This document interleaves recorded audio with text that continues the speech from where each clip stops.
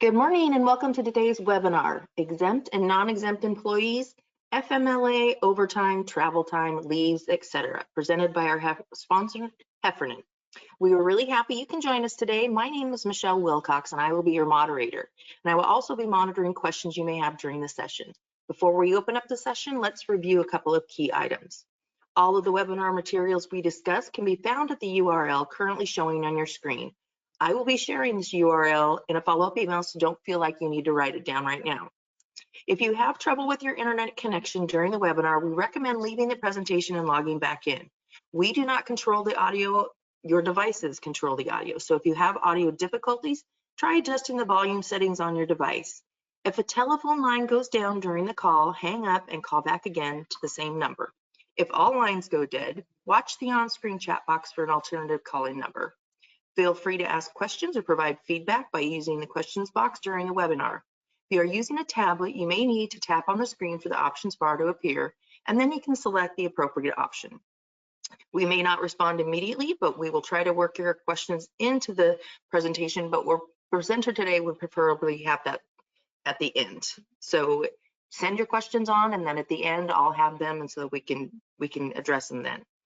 If you can't get to your question or comment during the session, we'll be online afterwards to respond, or we may follow up in an email if we run completely out of time. You may also email us at moderator@aspenrmg.com for up to 48 hours after the webinar. This will be a 1-hour presentation.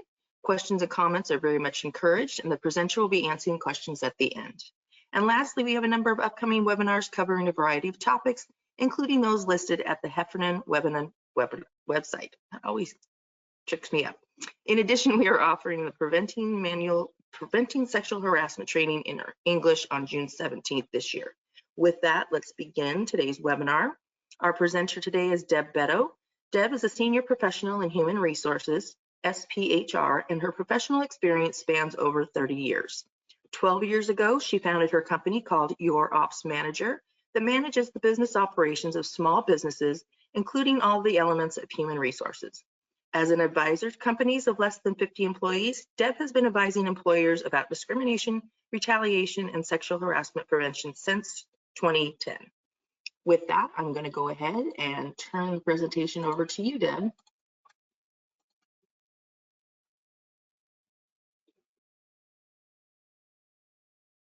Thank you, Michelle. I think everybody should see my presentation now. Does that look right to you, Michelle? Yep, sure does. Great, thank you. So as Michelle said, we are going to do the exempt versus non-exempt today, and I have to start with a legal disclaimer. The information presented is general in nature and is intended to present an overview of employment practices. The written and verbal contents of the presentation are not intended to constitute a consulting or advice relationship, and no client relationship is established between the presenter and the attendees. So thank you for that nice bio, Michelle.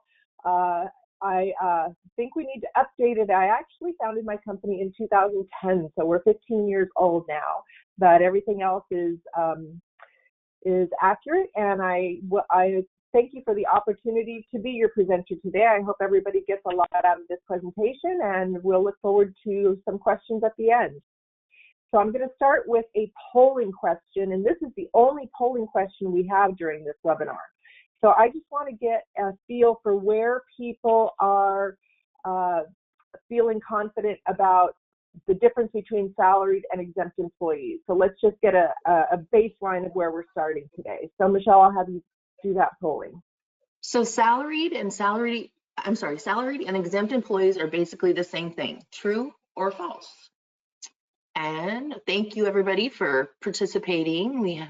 Since this is our one and only poll, we'll go ahead and we're going to close it now. It looks like 80% say false and 22% say true, or 27. Wow, so that's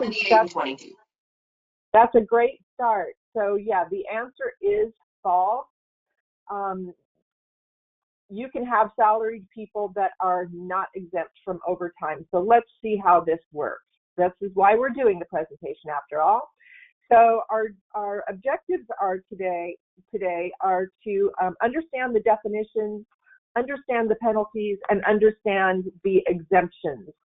So hopefully by the end of the session, you'll have a better understanding than going into the session today. So let's start with our definition of exempt.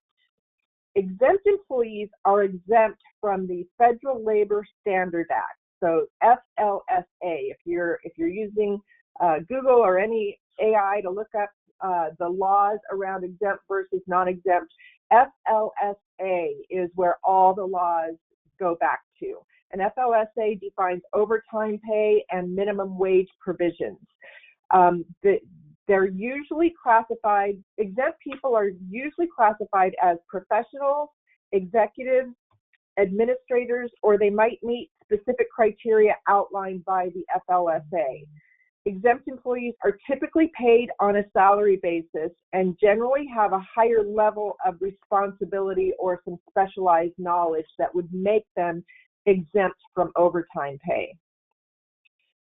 Non-exempt staff refers to employees who are not exempt from the FLSA provisions in the United States and therefore are entitled to overtime pay. Under the FLSA, which is a federal standard, non-exempt employees are typically paid on an hourly basis and are eligible for overtime compensation at a rate of 1.5 times their regular hourly rate for any hours beyond 40 hours that they work in a work week. Now, some states, because that's a federal law, some states, such as California, also have state standards for how overtime is paid. Non-exempt employees are subject to specific regulations regarding minimum wage, record keeping, and other labor standards. So on a federal level, non-exempt employees are entitled to overtime pay for any hours worked beyond 40 hours in a week. They must be paid at a rate of 1.5 times their regularly hour rate for each hour worked over 40, and non-exempt employees also receive at least the federal minimum wage for all hours worked.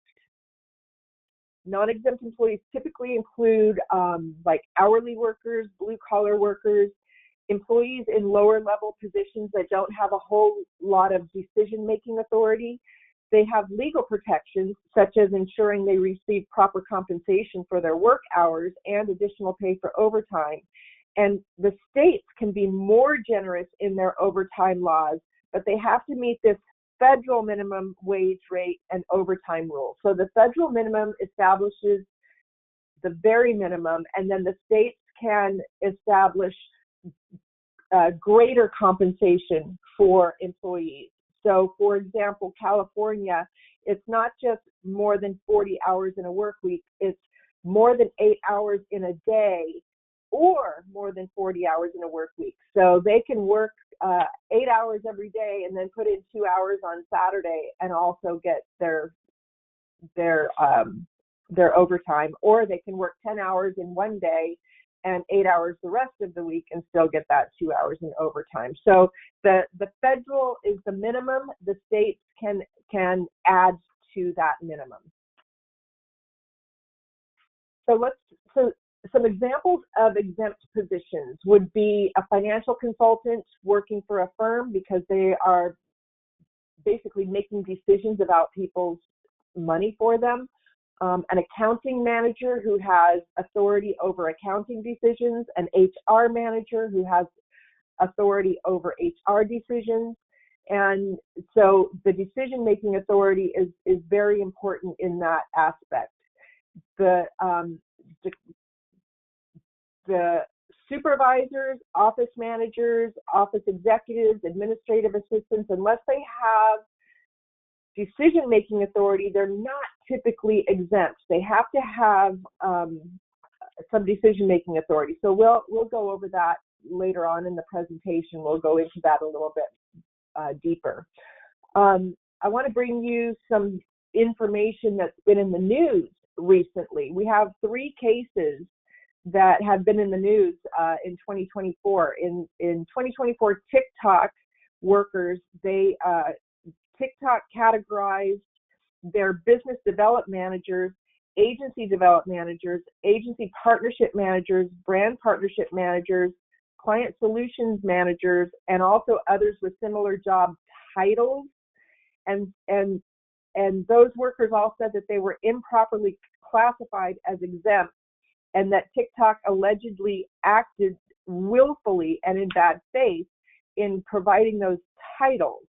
And because the job description didn't match the management title. So we'll see where that one lands, but it's an expensive suit to defend when it's a whole group of employees. This case is still pending. FW Web Corp in 2024 tried to get its inside sales reps classified as exempt under the administrative exemption, which I'll be telling you about.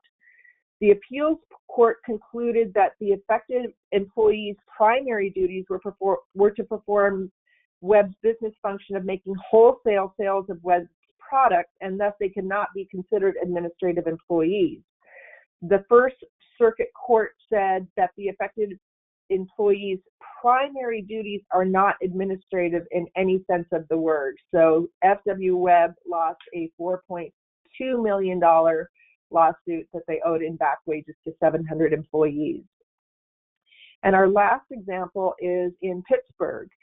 In the Pittsburgh case against 15 skilled nursing facilities, the investigators discovered that the employers violated the FLSA for years across their enterprise, many different facilities, by doing many things wrong, including incorrectly treating employees as exempt from overtime. And they lost $35.8 million. So most commonly, an employer will label an employee as a manager or a supervisor, as we see in the TikTok case, pay them a salary, and then claim that they are exempt under the executive exemption. And in rare instances, the employee's salary may not meet the minimum required for an exempt employee. But more often, however, the employee's duties don't meet the exemption requirement. So that's why I say it's not about the title, it's about the duties. So like the FW Web case, they called them inside sales reps as exempt employees, but their job duties were making wholesale sale. It just didn't match. And so usually the duties lack the necessary managerial or supervisory authority required by the exemption. And it's important to remember that merely being paid a salary or being labeled a manager does not determine your exempt status. Only your job duties do.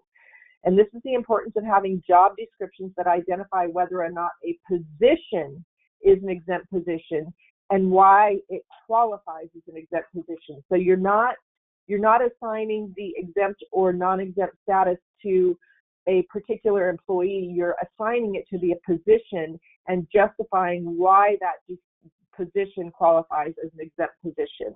So we'll be going through all of that in this presentation. You'll be learning more about all of this. The starting point is that what we just learned, the job title does not make them exempt. And all employees are non-exempt. In fact, the regulators want you to assume that all employees are not exempt from overtime. They all qualify for overtime unless you can prove otherwise. And while none of us want to spend money on an attorney, there are benefits for doing so in this case. In this case, any wrongdoing, whether it's willful or by accident, that might be found in an audit would be protected under attorney-client privilege. So there might be, if you think that your organization has some serious flaws, you might want to consider putting your audit under the privilege protection of your attorney. So there's two tests in deciding whether an employee is exempt or non-exempt. The first test is the salary test, and it's outlined by the Fair Labor Standards Act in the United States. It's one of the criteria used to determine whether an employee is exempt or non-exempt. And when I say exempt or non-exempt, what I always mean in that case is exempt or non-exempt from receiving overtime pay. It's 100% has to do with overtime. So the FLSA establishes the minimum salary threshold that employees must meet to qualify for exemption from overtime pay. Employees must be paid a salary that meets or exceeds a specific threshold in order to be classified as exempt from overtime pay. The threshold is set by the Department of Labor and is subject to periodic updates. And states can set their own thresholds with the federal threshold as the minimum threshold. So in a work year, the Department of Labor and the FLSA define a work year as 40 hours a week times 52 weeks, which is 2,080 hours work hours in a year. So the minimum annual salary from an FLSA standpoint is 2 times minimum wage. You can't prorate.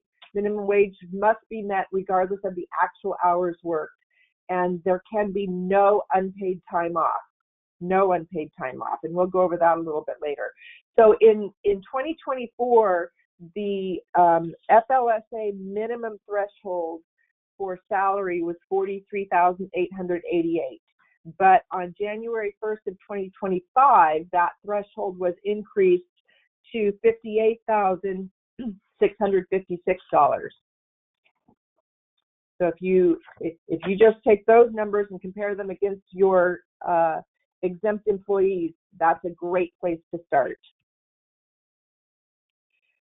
Discretion and judgment are key factors that play a role in determining whether an employee is exempt or non-exempt under the FLSA in the United States. These factors are part of the duties test used to assess whether an employee qualifies for exemption from overtime pay. So discretion and judgment are the key components of the duties test. Under FLSA, employees who exercise a significant amount of discretion and independent judgment in their job duties may be classified as exempt employees.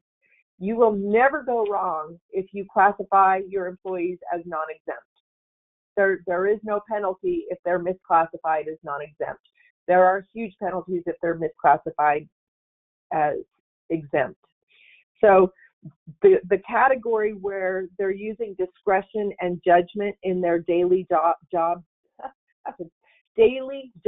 duties is an exemption that is typically known as the white collar exemption, and it applies to certain categories of employees, including executive, administrative, and professional employees. To meet the exemption criteria based on discretion and judgment, an employee's work must involve performing duties that require the use of independent judgment and discretion in matters of significance. This means it has to have a significant, their judgment and discretion has to have a significant impact on the business. So this might include making important decisions about the company's operations, policies, or personnel, as well as maybe exercising authority and influence over the organization or its customers. It's important to note that the FLSA does not provide an exact definition of discretion and judgment. The interpretation of these terms may vary depending on the specific circumstances of the company. So working managers are usually non-exempt from overtime. They're not exempt from overtime, which means they can earn overtime. So if they manage only a few employees, they spend over 50% of their time doing the same work as other employees, and they share the responsibilities rather than directing the work of the other employees, they're non-exempt. So you're going to want to consider whether their managerial duties are important and how important they are to the overall function of the whole organization. The frequency and the discretion, the frequency of the discretion and the independent judgment, the freedom from them being supervised by others, and what their compensation is. Do they meet the thresholds as defined by the FLSA? So the types of exemptions that the FLSA allows are the executive exemption, the administrative exemption, the professional exemption, outside sales exemption, the commissioned inside sales exemption, and computer professional exemption. It's important to note that there are other specific exemptions and special provisions within the FLSA, and each exemption has its own set of requirements and conditions. So the exemption criteria can be complex, and it's advisable to consult the DOL's guidelines or seek advice to ensure the compliance with the FLSA if you're using one of these exemptions. So let's dig into these types of exemptions a little bit deeper. We'll start with the executive exemption. To qualify for the executive exemption, employees must meet the following criteria. They must be compensated on a salary basis at a rate not less than the specific threshold. So as of January of 2025, it's $58,686 per year. They must have a primary duty of managing the enterprise or a recognized department or subdivision. They must regularly direct the work of at least 2 or more full-time employees, and they have to have the authority to hire, fire, or make significant recommendations about employment status. The administrative exemption is the most common exemption that companies use. And to qualify for the administrative exemption, employees must meet the following criteria. The same compensation that we've been saying about all the other exemptions. They must be compensated on a salary basis of a rate not less than the specific threshold. And as of January of this year, it's $58,686 per year. They must have a primary duty of performing office or non-manual work related directly to the management or general business operations of the employer or its customer. So in this respect, obviously, the discretion and independent judgment comes into play again as well. They have to be able to prove that this position exercises discretion and independent judgment with matters of significance to the organization. So pretty much management positions where managers have the authority to make decisions of significance about the company. So let's go through some, since this is the most common, we're going to go through some administrative duties that might be on the job description. So advising management, planning and strategy, negotiating deals, and having the authority to sign on the dotted line on that negotiation, representing the company, signing authority when purchasing materials and supplies or even when signing contracts, promoting sales, researching business opportunities, analyzing business data, determining company or personnel policies. So these are types of administrative duties that you would see on an exempt position that is claiming the administrative exemption. The professional exemption, there's 3 categories. There's learned, licensed, and artistic. And I'll give you some examples of all of these in the upcoming slides.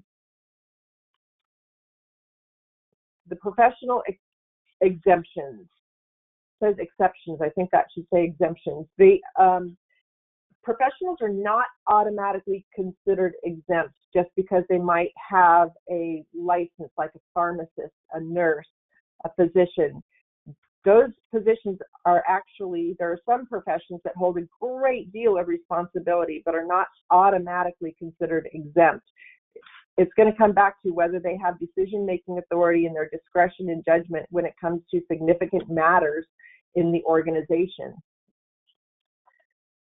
Learned professionals, advanced knowledge, so a degree in a field of science or learning. So law, medicine, theology, accounting, engineering, sciences. So accounting being CPA, not being a bookkeeper doesn't have the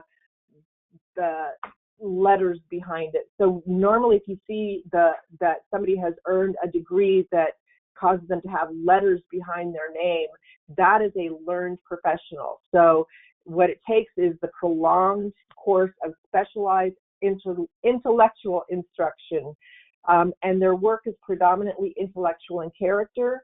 It generally analyzes, interprets, or deduces information, and obviously it's got to meet the minimum salary test.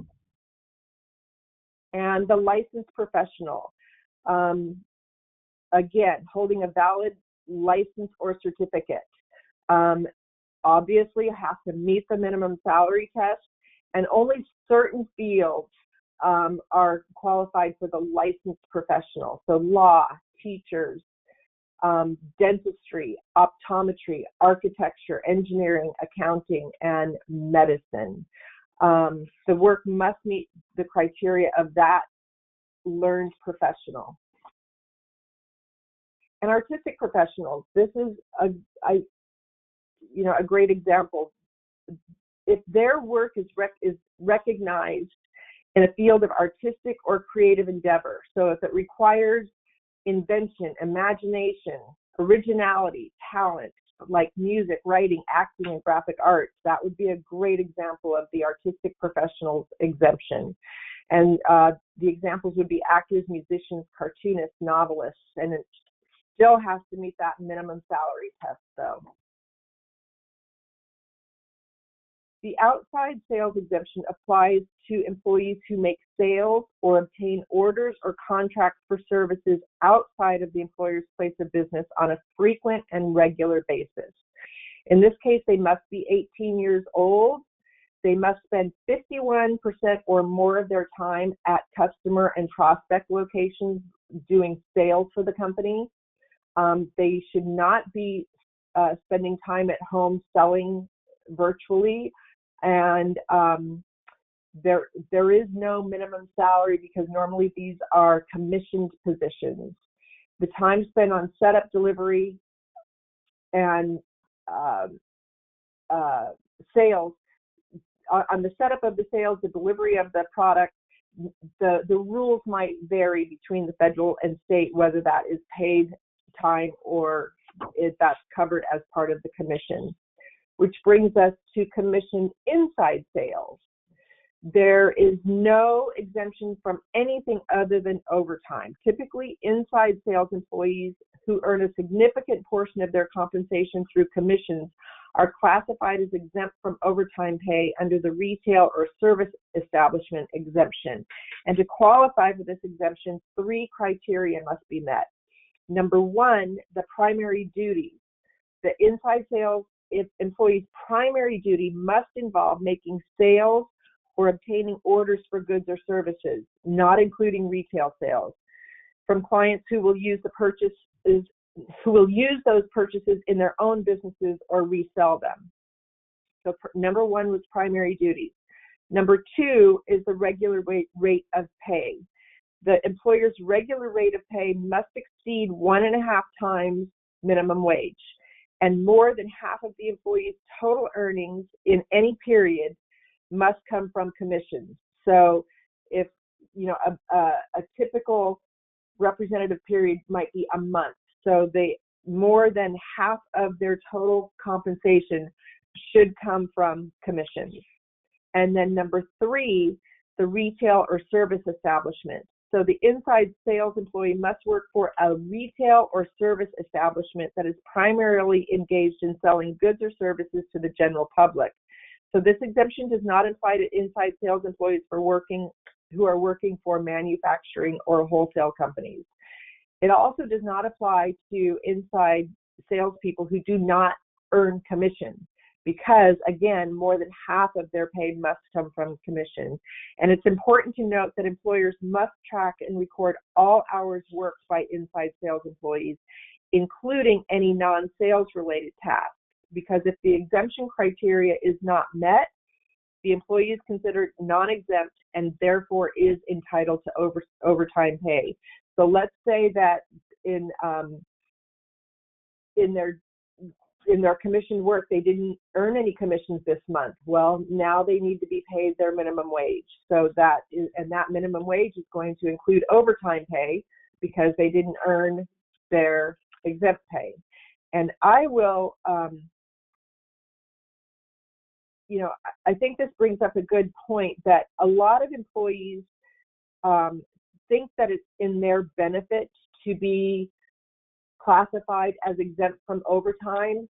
And while that looks good on a resume, a lot of times employees are not earning what they could if they were not exempt from overtime. So you really have to be careful and do what's in the best interest of the employee, because that's ultimately what the courts will look at is did this arrangement benefit the employee or not? And if it didn't benefit the employee, then the courts are not going to look happy on that.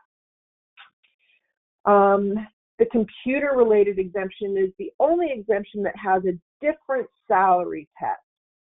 So to qualify for the computer-related exemption, employees must be compensated either on a salary basis or at an hourly rate not less than the specified threshold. And for computer-based, well, yes, I have it in the next slide. So they must have primary duties that consist of the application of systems analysis and techniques and procedures, or the design, development, documentation, analysis, creating, and testing or modification of computer systems or programs. So think of this as like your software engineers who are designing computer systems.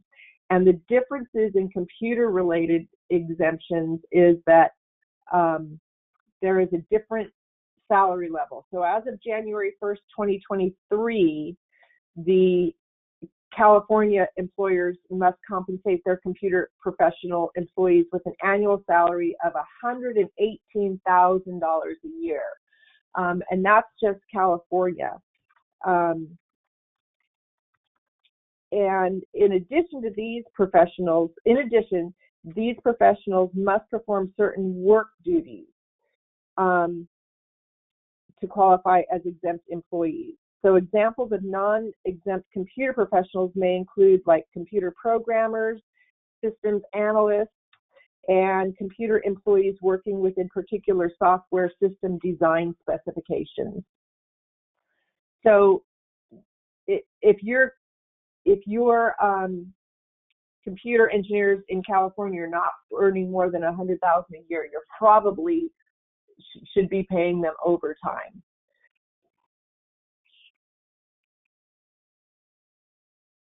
So when you misclassify an employee as non-exempt, nothing happens. As I said earlier, there are no penalties for paying people overtime, even if their job description shows that maybe they're an exempt employee. But if you are paying all of your employees overtime, regardless of their job description, and they're misclassified, then nothing happens. Nobody can make a claim against you. No court will do anything.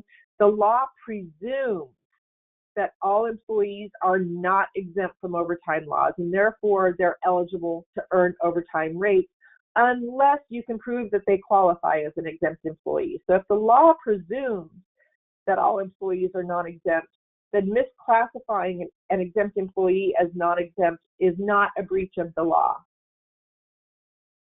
But when you misclassify an employee as exempt, this is where you get into trouble.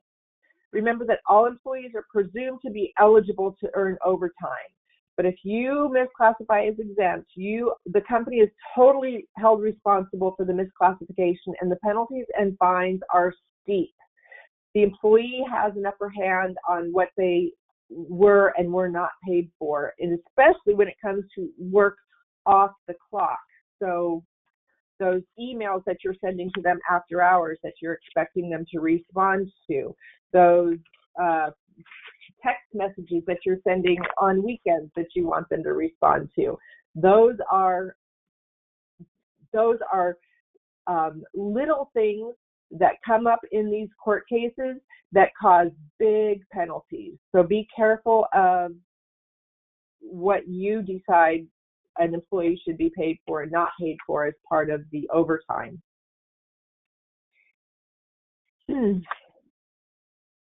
So violating the FLSA may result in costs and penalties, as we just heard. The wage and hour division may require the back payment of wages. The Secretary of Labor may bring a lawsuit for back wages as an equal amount as liquidated damages. So what that means is if you owe them $1,500 in back wages, you now also owe them $1,500 in liquidated damages. An employee may file a private suit on behalf of an individual or a class action or collective action for back pay plus attorney's fees and court costs for the entire class of employees. And the attorney's fees and court costs oftentimes exceed the actual costs and penalties of paying the back wages. So these are very expensive lawsuits. The Secretary of Labor may obtain an injunction to restrain any person from violating the FLSA, including the unlawful withholding of proper minimum wage and overtime pay. And while a 2-year statute of limitations generally applies to the recovery of back pay, a 3-year statute of limitations applies for willful violations. So if you, this is where the attorney-client privilege comes in. If you are working with a consultant who did an audit for you and they found out that you were misclassifying employees and you said, yeah, I'm going to take my chances and I'm just going to trust that none of my employees is ever going to sue me. Well, because you had that conversation with a consultant, if that consultant is subpoenaed in court, they can divulge that statement. But on the other hand, if you had your attorney do the audit and then your attorney made the recommendation and you said to the same words to your attorney, those words cannot be brought to court. They are privileged information under the client-attorney privilege provision. So this is where you might want to, if you are willfully going to ignore the laws, then you might want to hire an attorney instead of a consultant. So other FLSA common pitfalls: time spent on call, work provided cell phones, walk time, boot up time, donning and doffing. The time spent off the clock continues to be a leading issue in wage and hour matters. And these matters must be reviewed on a case-by-case and industry-by-industry basis. Compensatory time off in lieu of overtime. Let's say somebody wants to take 8 hours off on Friday, so they say, the following week I'll just work 10, or I'll work 10 hours Monday, Tuesday, Wednesday, Thursday, and take Friday off, and that still gives me my 40 hours. And don't worry, you're not going to have to pay me overtime because I'm just working 40 hours. That might work in some states, but it does not work in California because California says that anything over 8 hours a day. So compensatory time in lieu of overtime is only available to public agencies. Private sector employers are prohibited from offering arrangements to its employees. And an example of a violation: an employee works 4 hours of overtime and is offered to take 4 hours of time off at a later time by a private sector employer. Not going to happen. Another typical situation is improper rounding. An employer may round time to determine an employee's hours worked, and so that they might round the time so that the rounded time will not result over a period of time in overtime, and failure to compensate the employee's property for all the time that was rounded out of their overtime pay is not legal. Generally, the Department of Labor has accepted rounding to the nearest 5 minutes, but it's also common to see. So 5 minutes is. It's also common to see 1/10 of an hour, 1/4 of an hour, or 1/2 hour, as long as the rounding averages out to proper compensation. And notably, an employer may be in violation of the FLSA if it always rounds down. So the improper docking of salaried employees. Generally, an employer may not take a deduction from the salary of an exempt employee's pay, and in very narrow circumstances, it might be allowed. But a salaried exempt employee earns their entire salary for a work week by working even a single minute during the work week, according to FLSA. So you really need to be careful about docking any hours from a salaried employee. Deductions for breaks and meal periods. While federal law does not require lunch or rest breaks, it does address when these breaks are counted as hours worked. So rest breaks, typically lasting between 5 and 20 minutes, are generally compensable time. You're supposed to pay your employees for breaks, for rest breaks that are between 5 and 20 minutes. But lunch breaks that are typically 30 minutes or longer are generally not considered compensable time. You do not have to pay for lunch breaks. If, however, an employee is not completely relieved from his or her work duties during the lunch break, that time is compensable. So during the lunch break, they have to be completely not working. Do not come into the lunchroom and ask them a question about something that they did on their work. Miscalculating overtime. Employers are incorrect to assume that an employee's regular rate, which is used to calculate overtime, is simply an employee's base hourly rate. Rather, the regular rate must include most payments earned by an employee, including the base wage, premium pay, shift differentials, commissions, bonuses, piece rates, and other allowances for lodging and meals. Volunteer time. Employers may not volunteer services to or for-profit private sector employers. So employees may not volunteer their services to your company if your company is a for-profit private sector employer. Individuals can volunteer services to nonprofit and public sector employers. Public sector employer might be like the city of San Diego.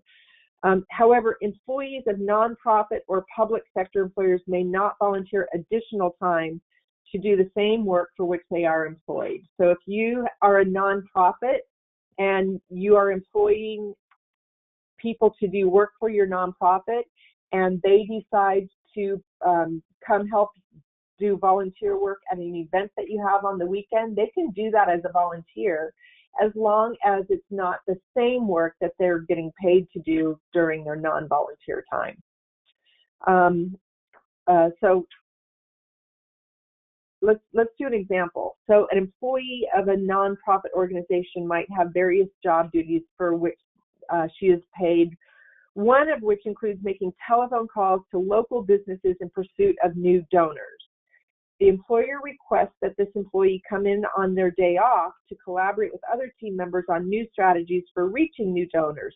This volunteer time would violate the FLSA, no matter how willing the employee was to perform it, because that's typically the stuff they do on their paid time. And then the last FLSA common pitfall is the outside versus inside employees. One group of employees exempt from overtime pay of FLSA are outside sales employees. And the primary difference between outside and inside sales is that to qualify for the outside sales exemption, the employees must customarily and regularly be engaged away from the employer's place or places of business.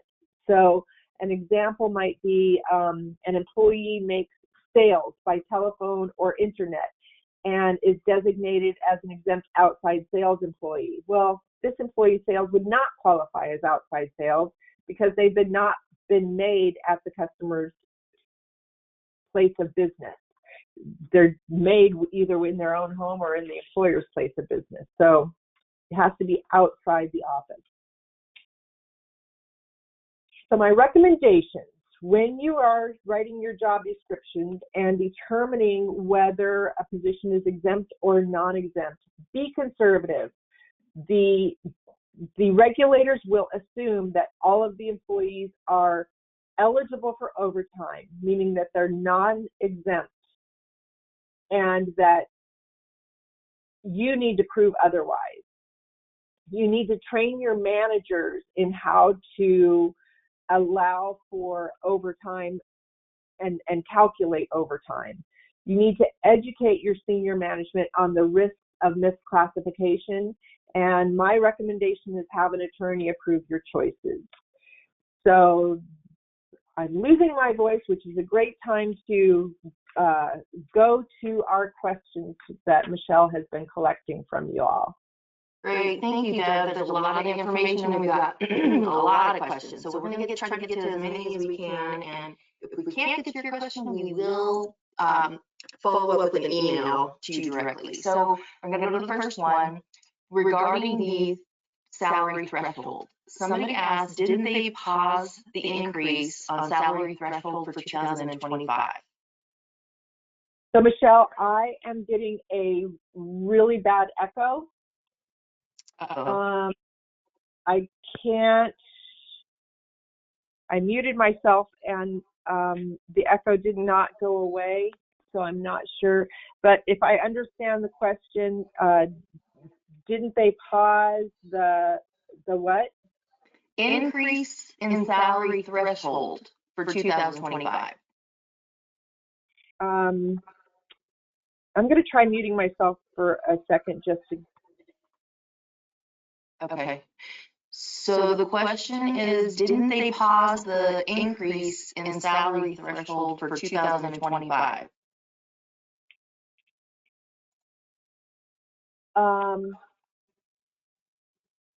I have not heard, well,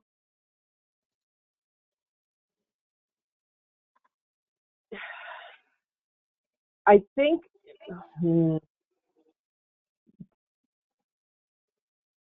yeah, there was a discussion about pausing the threshold in 2025, and I think that oh goodness, I'm going to have to look into that a little bit further. I don't know. We had recommended, just to stay in compliance, that our clients meet the 2025 threshold, because it is on pause, but we are expecting that it will be nullified.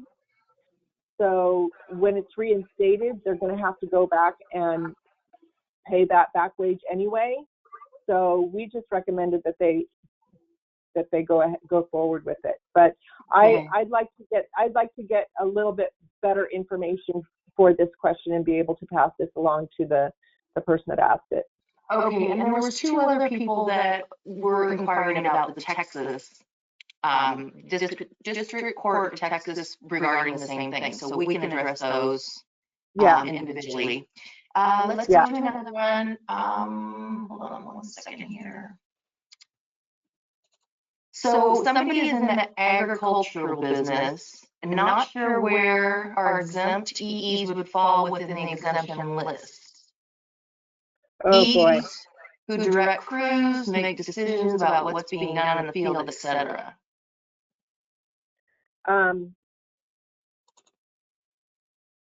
So I got agriculture. It's just such a bad echo. Oh, that's too bad. Okay. Can you take yourself off speaker? Sure.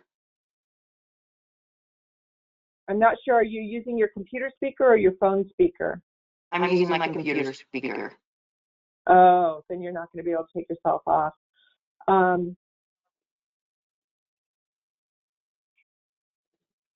So I caught that it's agriculture, something for the agriculture industry.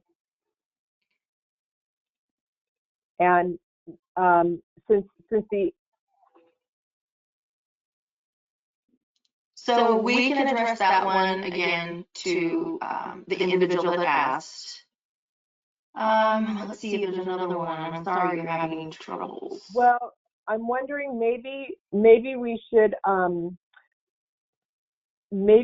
take the questions. I don't want to waste everybody's time if I can't get through the echo. So why don't you email the questions to me along with the people that asked the questions, and then Absolutely.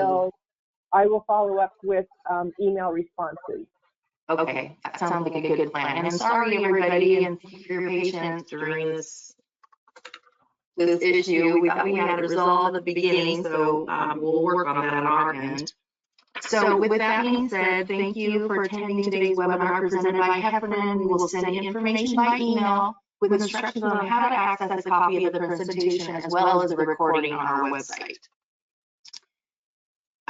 Thank you, Deb, for your time and expertise today. We hope all the attendees found today's webinar to be a valuable use of your time. Be sure to join us on April 22nd for our OSHA update webinar. Thank you all and have a great day.